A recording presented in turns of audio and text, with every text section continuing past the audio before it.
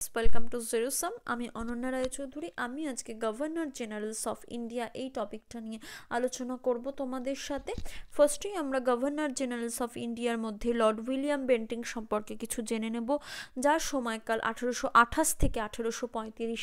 প্রথমেই বলবো, Lord Bentinck ছিলেন প্রথম গভর্নর জেনারেল। তিনি 1829 সালে 17 নম্বর রেগুলেশন আইন পাশের মাধ্যমে সতীদাহ প্রথা রদ করছেন। 1830 সালে কিন্তু তিনি ঠগীদেরকে দমন করছেন এবং 1835 সালের ম্যাকেলে মিনিটকে প্রধান ভিত্তি হিসাবে সামনে রেখে তিনি শিক্ষা জগতের সংস্কার ঘটাচ্ছেন এবং ইংরেজি ভাষাকে সরকারি ভাষা হিসাবে স্বীকৃতি দিচ্ছেন, অর্থাৎ ইংরেজি ভাষা অফিসিয়াল ল্যাঙ্গুয়েজের মর্যাদা পাচ্ছে।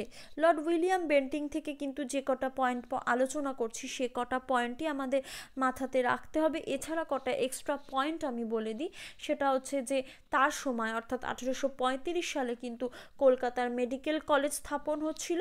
এছাড়া আমরা দেখতে পাচ্ছি বেন্টিংয়ের সময় কোল বিদ্রোহ ঘটেছিল 1831 সালে এবং বেন্টিং কিন্তু তিতুমিরের নেতৃত্বে বাংলাতে ঘটে যাওয়া যে বারাসাত বিদ্রোহ সেটা দমন করেন।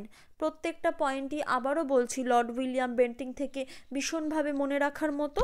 তারপর আমরা এই আলোচনার দ্বিতীয় ভাগে চলে যাব, যেখানে আমরা আলোচনা করব লর্ড মেটক্যাফ সম্পর্কে, যার সময়কালটা 1835 থেকে 1836। এখানে একটাই পয়েন্ট মনে রাখার মতো, সেটা হচ্ছে যে একসময় দেশীয় সংবাদপত্রের উপর অনেক বাধা নিষেধ আরোপ করা হয়েছিল, কিন্তু তিনি অর্থাৎ চার্লস মেটক্যাফ এই সমস্ত আরোপিত বাধা নিষেধ প্রত্যাহার করে নিয়েছিলেন বলে তাকে লিবারেটর অফ ইন্ডিয়ান প্রেস বলা হয়।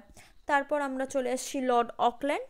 তার সময় যেটা মনে রাখার মতো সেটা হচ্ছে ফার্স্ট আফগান ওয়ার হচ্ছিল, সময়কালটা 1838 থেকে 1842 ধরা হয়, আর এমনিতে লর্ড অকল্যান্ডের সময়কাল ধরা হয় 1836 থেকে 1842। এবার আমরা চলে আসছি লর্ড হার্ডিঞ্জ, যিনি প্রথম লর্ড হার্ডিঞ্জ ছিলেন বলা যেতে পারে, অর্থাৎ লর্ড হার্ডিঞ্জ 1। তার সময়কালটা 1844 থেকে 1848।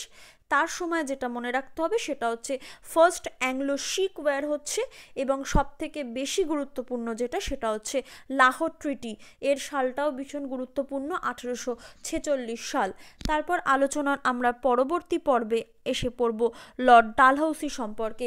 ভীষণ এক গুরুত্বপূর্ণ ঐতিহাসিক অধ্যায় এবং ভীষণ গুরুত্বপূর্ণ কাজ হয়েছিল তার সময়, যেগুলো প্রত্যেকটাই প্রায় পরীক্ষায় আসে কোনো না কোনো বছরে। তো আমরা সময়কালটা তার দেখে নিই, 1848 থেকে 1856। লর্ড ডালহৌসির ক্ষেত্রে প্রথমেই যে পয়েন্টটা মনে রাখার মতো সেটা হচ্ছে এই সময় কিন্তু সেকেন্ড শিখ ওয়ার হচ্ছে 1848 সালে। এছাড়া কিন্তু তিনি নিম্ন বার্মা অঞ্চলটা অর্থাৎ পেগুটা ব্রিটিশ সাম্রাজ্যের অন্তর্ভুক্ত করছেন 1852 সালে। এছাড়া introduction of doctrine of lapse অর্থাৎ সত্যবিলোপ নীতি তিনি কিন্তু জনসমক্ষে আনছেন। এছাড়া একটা নিউ পোস্ট অফিস অর্থাৎ একটা নব পোস্ট অফিস অ্যাক্ট বা আইন তিনি এই সময় পাশ করেছিলেন, যার সময়কালটা ছিল 1854 সাল। সত্যবিলোপ নীতি, একটা নব পোস্ট অফিস অ্যাক্ট পাশ করার পর আমরা যেটা তার সম্পর্কে মনে রাখবো সেটা হচ্ছে রেলওয়ে মিনিট। ভীষণভাবে প্রশ্ন আসে রেলওয়ে মিনিটের সালটা, 1853 সাল। বোম্বে এবং থানেতে হচ্ছে ফার্স্ট রেলওয়ে কানেকশনটা স্থাপন হচ্ছে। তারপর উইডো ম্যারেজ অ্যাক্ট অর্থাৎ বিধবা পুনর্বিবাহ আইন, সালটা ভীষণ গুরুত্বপূর্ণ, 1856 সাল।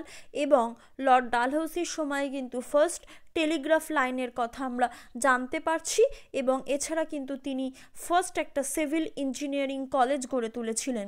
লর্ড ডালহৌসি থেকে যে সমস্ত পয়েন্টগুলো আমরা আলোচনা করলাম সেগুলো প্রত্যেকটাই ইম্পর্টেন্ট, নতুন করে কিছু বলার থাকে না, তাই লর্ড ডালহৌসি সম্পর্কে প্রত্যেকটা পয়েন্টই আমাদের মাথায় রাখতে হবে। এছাড়া আর একটা এক্সট্রা পয়েন্ট আমি যেটা বলবো সেটা হচ্ছে লর্ড ডালহৌসি কিন্তু সত্যবিলোপ নীতির মাধ্যমে সাতারা, জয়পুর, সম্বলপুর, ভগত, উদয়পুর, ঝাঁসি, নাগপুর অধিকার করে ফেলেছিলেন। এই পয়েন্টটাও কিন্তু ভীষণভাবে ইম্পর্টেন্ট। এবং তার সময়ে শিক্ষা সংক্রান্ত সংস্কার বলতে যেটা বলবো সেটা হচ্ছে চার্লস উডের যে 1854 সালে যেটাকে বলা হচ্ছে শিক্ষা ব্যবস্থার ম্যাগনা কার্টা, সেটা ঘটেছিল। এছাড়া কিন্তু প্রতিযোগিতামূলক পরীক্ষার মাধ্যমে তিনি সিভিল সার্ভিসে নিয়োগ করা শুরু করেন। আর যে ইঞ্জিনিয়ারিং কলেজটার কথা আমি বললাম, সেই ফার্স্ট সিভিল ইঞ্জিনিয়ারিং কলেজের নাম হচ্ছে থমসন কলেজ ফর ইঞ্জিনিয়ারিং। আশা করছি এটা অনেকটাই তোমাদের পড়াশুনোতে কাজে লাগবে, সহায়তা করবে। অতএব এই বলে আমি আজকের এই ভিডিওটা শেষ করছি। ধন্যবাদ।